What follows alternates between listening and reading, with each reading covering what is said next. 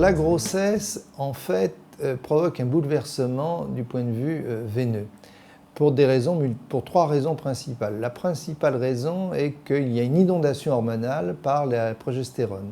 Donc ça provoque une dilatation des veines importante. Deuxième raison, c'est l'augmentation de la masse sanguine.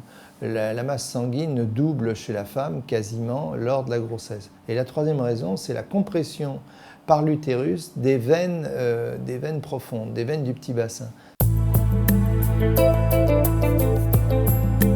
Pour toutes ces raisons, les femmes enceintes ont souvent très mal aux jambes, une gêne qui peut être soulagée. Il faut marcher, ça c'est la principale chose. La principale chose, c'est la marche. Deuxième chose, c'est surélever les jambes en arrivant à la maison. Une demi-heure de jambes, les jambes surélevées, les jambes en l'air.